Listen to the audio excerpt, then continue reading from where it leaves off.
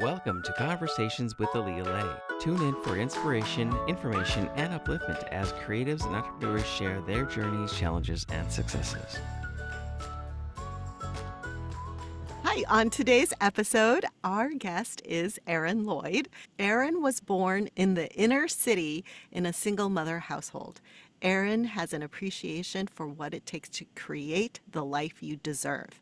As a theater, TV film actor, and certified one-star dual elite neuroencoding specialist, Arron helps actors, creatives, and entrepreneurs encode themselves to default to their best, helping them eliminate, mitigate, and destroy the thieves of their dreams.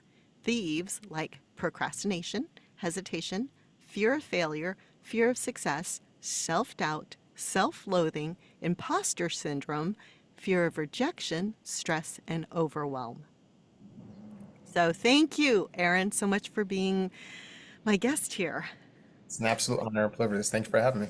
Thank you so much. So first, let's talk about you as an actor. Like recently you did a commercial for football, NFL. Yeah?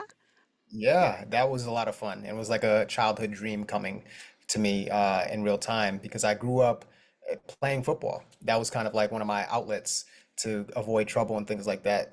And one of my skills that I was blessed with, yes, I grew into athleticism, but I don't have the size. I don't have the bulk. I'm not like a Ray Lewis or anything like that. I wasn't blessed with those kinds of gifts. So to be in that commercial was kind of like a childhood. It was my way of being into the NFL, which is cool. So it was a Bud Light commercial for the NFL, and it played all throughout the last season, which was cool, which was amazing. It's like a bucket list item. So I'm really grateful for it. Oh my gosh, that is so cool. And congratulations on that. You're still an actor now, Mhm. but you're also doing coaching as well. And how did you first get into coaching and how long have you been doing it? So coaching, to answer direct, I started around 2020, and even prior to that, I would say that I was kind of sharpening those. I think it's a gift because the through line of my life is that I've been the kind of person that people would come to for advice or wisdom or what should I do about this, and I've always kind of had a heart for people. I've always had a heart to serve. It brings me joy, and it makes me happy to know that if there's something that I can do, if there's a gap that I can fill, that I will. And if I can't, then I'll just be like, hey, I can't do that. I'd recommend this resource, this resource, this resource. So I started officially coaching because it's a difference between having a talent and having a skill. And coaching is a skill. And I'm blessed with the talent, and I also have sharpened it into a skill that I'm still refining, by the way. Oh, Right? If sure. Yeah. your coach doesn't have a coach, you should probably get a different coach. You make Yes. sense? Yeah. So I got into it in 2020, and then kind of discovered from peers and people that I really respect and look up to that you got it. So when enough people, especially people that you really admire strongly, are indicating, no, man, you're better at this than you think you are, and what you're giving yourself credit for is that self-loathing or imposter syndrome, right? Then you got this. So when your talents are being validated in multiple rooms, especially in rooms that you thought you'd never be in, it's worth it's Yeah. it's worth diving Can into. can you be more specific if you want to, like what kind of rooms you didn't expect to be in that was influential in motivating you to pursue and be a coach as well as an actor?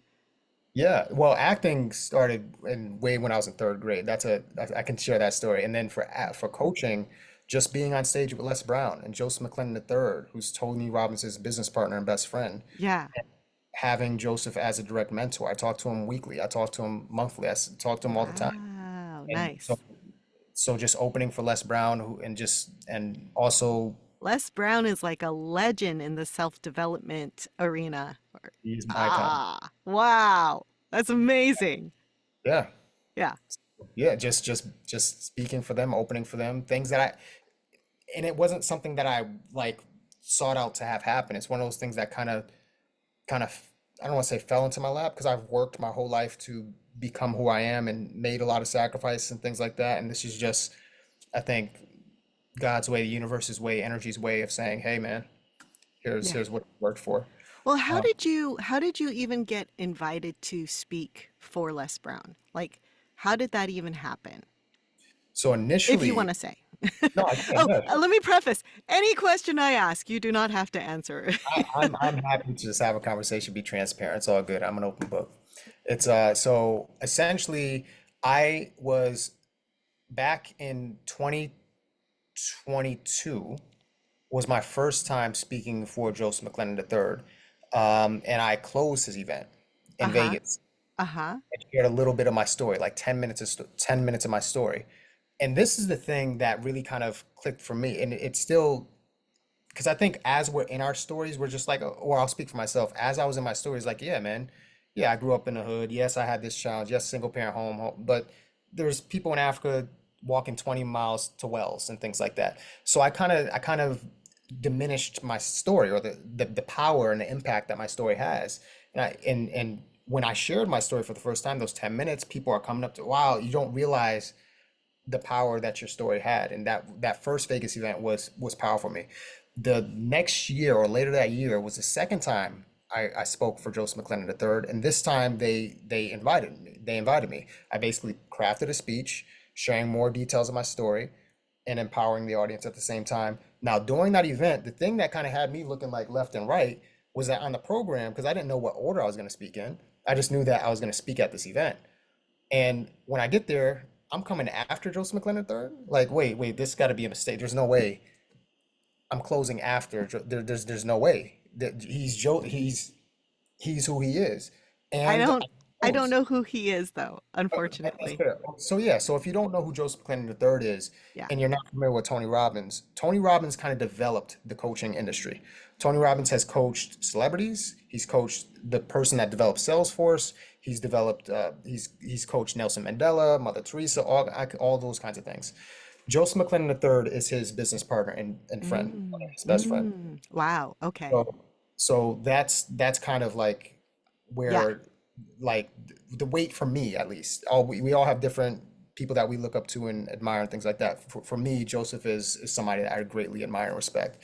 So when I was selected to speak after him, that was kind of like a pinch me moment. And then after that, somebody came up to me and said, "Yo, I've not seen many people follow Joseph McClendon III. That's a feat." So Yeah. that was the second time I closed for him. Now your question was how did I get into the coaching, right? Was your question? How did I get into Yeah, there was or that, just but now I also have the question like what was your story? And is there any way to do just a brief overview in like a couple of minutes and then maybe people can follow you or talk to you directly to get a fuller story later. But what was the quick story that you shared that was so impactful? yes, I So, want both to questions. yeah, so I'll get to the Les Brown joint and then talk about my story a little bit as well. So Yeah. that segued into initially in Atlanta, I was going Yeah. to open for Malcolm Jamal Warner, who is a Uh-huh. child star with Cosby Show, all that kind Yes. of stuff. Yes. Yes. Because of, you know, you're in the industry too, he obviously is a working actor and demand actor, and he couldn't make it to the event. So they said, "Hey, Malcolm can't make it. We know you crafted a speech to open for him. We'd like to offer you this. And would you do this?" I was like, yeah. Uh-huh. Absolutely, I will open for Les Brown and Joseph. Are you kidding me? So that's how Yeah. that happened. Now Okay. into my story, that first Vegas event. It's really as simple as this. Like I grew up in a single parent home, young oldest of three, two younger sisters, metal detectors I had to walk through every day going into school. All these things I thought were Mm, normal, being wanted mm, every day. Saw fights mm, almost every day. Drug mm. dealers, gang members, all this kind of stuff. The typical, I don't want to make it seem like when I'm saying that it was like a straight out of Compton opening scene where Easy E is jumping on top of the roofs and things like that, and there's a tank that comes through. Because there's humor and there's light and joy in growing up like that too. And what I mean by that is like if you ever seen the movie Friday by Ice Cube, there's Mm-mm, humor, there's laughter, there's things like that. Oh, you haven't seen it? Okay, okay. mm-mm, mm-mm. It's a good movie. It's a hood classic. So Yeah. it's a good movie.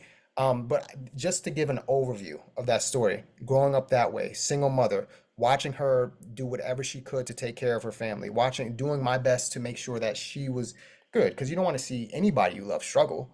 And then being at that age, it's like, what can I do? I couldn't work. I couldn't do anything. I want to be, and then having sisters in that environment too. How do I be a positive example, protect them and things like that so they don't get involved in wrong things? The best way I can do that, and for me getting out of the situation as well, is being an example myself. What do I have to sacrifice? How do I have to be in order to mitigate the trouble that they're getting into.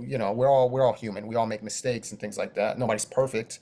And I just wanted to do everything I could to make sure my sisters were safe and they were good, and talk to them about whatever I need to talk to them about, and make sure they were on the bus after school, make sure they're home in the house safe after school, making sure their homework was done, all that kind of stuff while my mom was working. It was my way of being able to, like, hey, mom's working. I need to do what I need to do to make sure things are cool here until she comes home and do all that kind of stuff. So that's a brief snippet, and there's more nuance and things like that.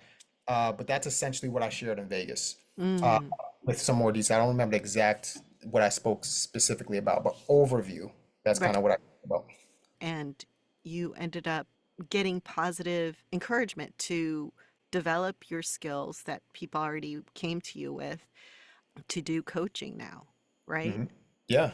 Yeah. Yeah, that happened at later, because then the part of the story as well is that when I got to New York, I kind of found myself in this catch 22, because as an actor, and I think a lot of people will relate to this, or maybe they won't, everybody has different situations. When I came to New York, I've never had, Where were you before? before New York, I Yeah. graduated from UConn. So UConn, I graduated from UConn, and then a month or two after graduation, I moved to New York, Okay. right? Where's Yukon? Oh, UConn is in Connecticut. Okay. UConn represent the Thank you. Huskies. They just won the NCAA championship. You know what I'm saying? Got to Oh, shout them cool. out. Okay. Shout Okay. out the drama program too is dope. So, Okay. UConn is University of Connecticut, and that's where I went to school. Proud alumni.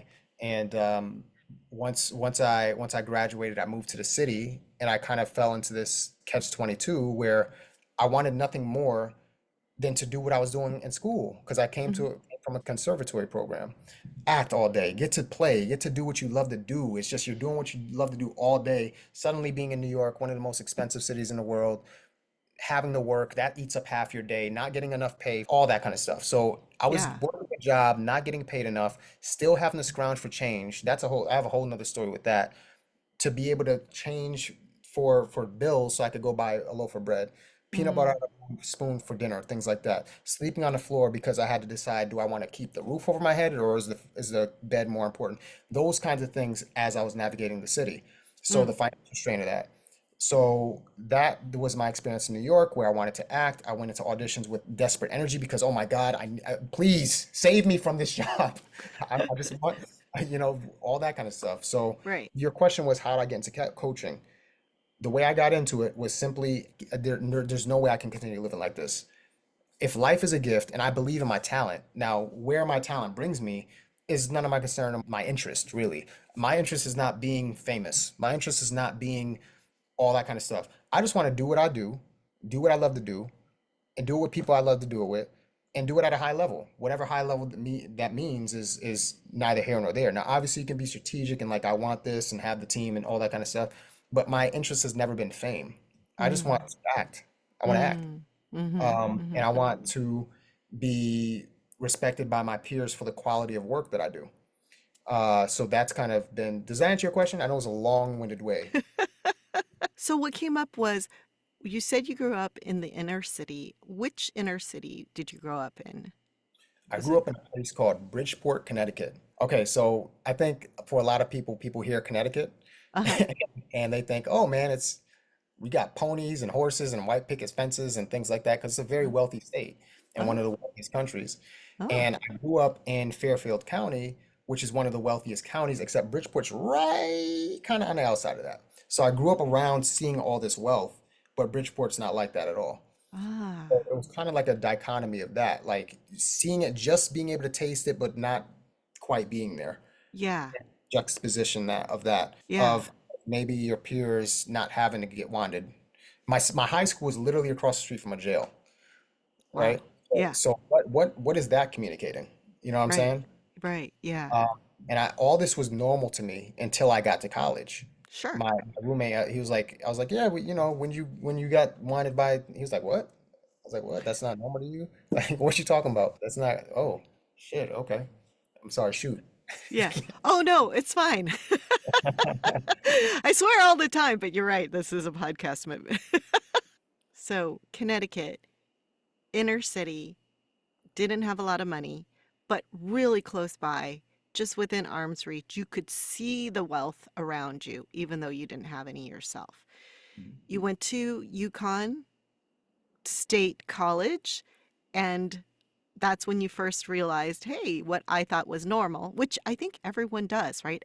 How we grow up as kids, we think everyone experiences the same thing. And then you realize, oh, not everybody does get wands. Cool. Graduated, loved acting, loved doing it, went to New York to act, worked at a job you didn't like, and it was not paying the bills, and you were struggling, right? Yes, And then you're like, this is not acceptable. This has got to change. that's absolutely right. Okay. And then is that when you started getting into, I mean, not specifically to do coaching, but got into that industry and found out more about it? Like personal development, yes. And one of the first books I read was Think and Grow Rich, if you and your audience are familiar with that. And Yes. yeah, so that was my foray into it. And as I was reading this, I was like, this doesn't, I was kind of frustrated. I was like, this doesn't help me. Positive thinking is going to pay my bills next week, all this kind of stuff. And Right. I stuck with it. I remember listening to Les Brown, which is why that was a full circle pinch me moment for that. Because I would fall asleep listening to his stuff Mm, on YouTube. yeah. And okay, I love this part especially. You read Think and Grow Rich, and you're like, this positive thinking, awesome, but how is that going to help me pay my bills? I think Yeah. that that's so relevant, right? Especially if we're struggling financially at the moment, or Yeah. think we are, or feel we are. Mhm. What can you say, like, when did you start to believe that it did matter or that it did make a difference? How did it make a difference? You know, we're going to have people who are going to be listening saying, yeah, positive thinking, great. It's not helping me pay my bills. It's not helping me make more money. How is it really actually going to help? That's exactly right. And I'm going to illustrate it with a story. Okay. So I I love want to, stories. I want you to imagine for a second, Aaliyah, that you and I are outside a castle. And this castle is obviously protected with a moat. And there's a moat, and the drawbridge is up, and there's piranha in the water, and the water's toxic, and there's fire, and there's kittens. There's all kinds of kittens in the water because some kittens are deadly. Okay? All kittens, They're deadly kittens. they They're not are. friendly kittens. They be hitting you with them skibbity paps, you know what I'm saying? I don't know. No, you don't know the skibbity I paps? don't know. The paps when the cat be hitting you up? Oh, like when they're like, shack, shack, shack, Right? shack. Yeah, yeah, They're like, exactly. yeah, okay. All right. Caps, sleepy cat. So I want you to imagine for a second that you and I are outside that castle. Mm, And I look at you and I say, Aaliyah, on the top floor of that castle, there's a $10 bill. uh-huh. Just go swim across that pond, you go get it. Would you go get that $10 bill? No. Yeah, the majority of people ask that question would not. Yes. Now, let me ask you this question. Now, same situation, same drawbridge, same castle, same moat, same toxic, same kittens. And I say the castle's now on fire. On the top floor of that castle is the person you love the most. Mm, Does it change your relationship to wanting to go get that thing a little bit? yeah, of course. Yeah. That was my situation. Mm, I had no choice. I had to, like, even if, and this just grow like, I also have a mental toughness just from how I grew up. It was like, what else am I gonna do? If I believe that life is a gift, like what I'm doing is clearly not working. So even if I'm frustrated now because this is the situation, life is gonna be lifey sometimes for everybody. Nobody's immune to the trials and tribulations of life. What makes a hero in all your favorite books are the adversities that they've overcome. mm, That's what, so if actors or your audience are going through things, trust that there's light at the other side of the tunnel. It's just always what mm, you think, what you feel, what you do, and what you have. If you change what you think, that's going to change how you feel over time. It's as if you have a glass of water and it's nothing but like black toxins in it. If you keep on pouring healthy water in it over time, it's eventually going to spout out and it's going to have new water. So how do you change your thoughts? How do you change your experience? The more people that you hang out with, you are the five people that you associate with the most. Financially, emotionally, happy people are going to be with happy people. Angry people are going to be with angry people. Sad people are going to be with sad people. Funny people are like funny people. I know you're an improv and you do comedy yourself. So yeah. my bet is that a lot of your friends are hilarious, right? I don't know. Well, I don't know. They ain't made me laugh in a minute. Right? But this is the same thing with your finances. And the challenge that I had as an artist, and maybe some of your audience will relate, is I felt like if I had money, and this is beliefs, now we're talking about beliefs, right? If I felt like I had money, then it would make me less of an artist somehow. Because now I'm not Mm, struggling as much, right? Now I'm not struggling, so I'm not an artist, yeah, right? That was just my thing. I don't know if it's anybody else's, yeah. but you have to shift your beliefs, right? Mm. In order to do that. So does that answer your question? Yeah, we're starting to run close to time. So, Sure. just real quick, couple last questions.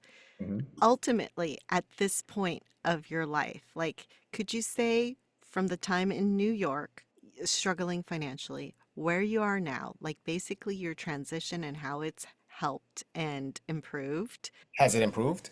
Yes, it I has. It has. I have know a it has, right?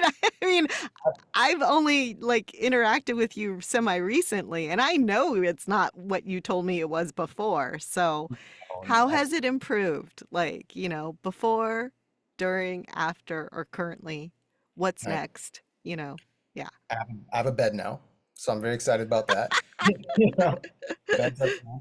I'm still not where I want to be, and I do know that where I want to be. That's Yeah. just nature of humanity, right? Yes. So Yes. there's always more that I think I can give, have, create, all those kinds of things. Yes. Now, I have my own apartment. I have a bed. I am serving people. I am better. I'm financially literate. I'm better with my finances. Yes. Because finances is like math. If you do 1 + 1 = 2, it's not so much an art. If you do this, this happens, Yeah. right? Yeah. A challenge I think is I also live well beneath my means. I live very frugally, just because I want to be able to help my family in certain ways, right? So in order to do that, I'm gonna do what I need to do, right? Yeah. So that's kind of where I'm at. So yeah, situations change. I'm much happier. I used to not smile. And that Hmm. that that came from just, I think, I know we're running out of time. That just came from, like, I think the trauma of being around where I was from. Like, stone face. You ain't finna mess with me. That's kind of where it was at. Right. And playing football. So, but smiling was something that I had to learn to do. I feel fulfilled. I'm happy. I feel like I'm in my purpose. Yeah. Yeah, I'm around great people. I'm in rooms that I never thought I would be in. Your vibrations feels and looks to me really high. Thank you. Very like, you know, I don't know what the word is. I'm terrible with describing things, but just, and I keep repeating it like inspirational, like enthusiastic, like infectious, like in a positive way, It just feels really uplifted. Thank you. Thank you. Yeah. Somebody else just said that to me the other day. So I received Yeah. that so much. Yeah. And I think the world needs that. The world needs, not only the world, but our industry as well needs that. Yeah. People need that. Yeah. Agreed. There used to be fire drills for schools and children, and now they're having shooting drills. So the world has changed. So it's a lot of things, and I'm equipped with the skills. So I know we can't, one person can't change the world, and I'm going to do my part to impact the people that I can, because it only takes 4% of the world to change for a tipping point of positive change. Mm, That tipping point of positive change. So if I could do my part to right. impact the people that are drawn to me and that I'm drawn to and that are meant to be served by me so they can go serve somebody else, then I'm happy to do that. Exactly. My second to last question is how do we follow you? What's upcoming for you that you want to promote or share? How do we Yes. stay in contact with you? There's a couple ways. On socials, you can find me on Arron Lloyd, ARRON LLOYD, Instagram, Facebook, all those things. Um, LLOYD? yeah, a lot, a Yes. lot of double letters. Yes. And Aaron empowers if you want to dive more into beliefs and shifting and mitigating and eliminating those things. And Yeah. then what I'm working on now is, obviously my mission this year is to positively impact 30,000 people. I say actors because I relate the most with actors. I'm an actor myself. I know I'm equipped to help them. Yeah. And it's not limited to. I also, for speaking engagements, I'm counting that. For one-on-one clients that are entrepreneurs, I'm counting that. And I just want to be able to help and reach more actors. So my way of doing that is through an 8-week program that I put together. It's called Actors in Demand. So that's going to be an 8-week process to help you go from struggling to in demand. Now, what's that mean? Struggling in whatever area that you deem it in, because the system will work for you in whatever area that you want to apply it to. In demand meaning in demand with your mindset, in demand as an actor, booking more, magnetizing the opportunities, the circumstances, and the people that you want to be able to get to where you want to be. So that's that. What else is coming up in 2025? I have a project coming out. I can't speak about it. Ooh, So a film project, I'm guessing. I can't say a word. I can't say anything. Nothing, Okay. nothing, nothing. Okay. Cool. But I'm looking forward to that. Awesome. Maybe in 2025, you'll have to be talking more about that I'm project. happy. Come Yeah, back. Yeah. absolutely. Last question, just for fun. I don't know. I was thinking like maybe this might be a fun question for everybody, just kind of like a silly one. Like, what is your most favorite food and why? Or what is your least favorite food and why? And describe it in detail. Ooh, I Detail. love it. I love it. My I don't favorite know. food. You know what? You know what? You got to zig and zag sometimes. So I like Yeah. to eat pretty healthy. Yeah. And if my mom was cooking like her fried chicken, she'd be putting it down with her fried chicken. Like I don't eat fried Yeah. chicken all the time or fried food, but if my mama make fried chicken, the Yeah. way she season it, the way she makes it, Yeah. it's good. It's rich in flavor. It's just the right amount of texture, and it's made with love. You know what I'm saying? Mom always made Yeah. things with love, so I appreciate that. And then Yeah. least favorite. Well, does that answer your question? Yeah. That answers it. Cool, That was cool. it. That was fantastic. I loved it. I mean, if you want to, you can answer the least favorite food and why, but that was great. Least favorite food. I can't think of one. Oh, you know what? I'm not gonna eat. This just came in my head. Yeah. Black licorice jelly beans. Who likes those? You know what I'm I saying? know somebody who loves them. Really? Yes. Everybody's different. Hey, more power to them, you know? Yes. Yes. But for the rest of us, Yuck. nah, it's not, No, it's not giving what it's supposed to give. no. I agree. This was fantastic, Erin. I just want to thank you so much for being my guest here and continued success. Thank you for sharing yourself with us here. Thank you for having me. It's been a pleasure. Blessings. Thank you so much for listening to Conversations with Aaliyah Lay. I'd love to hear from you. Follow me on Instagram at Aaliyah Lay, Alyalei.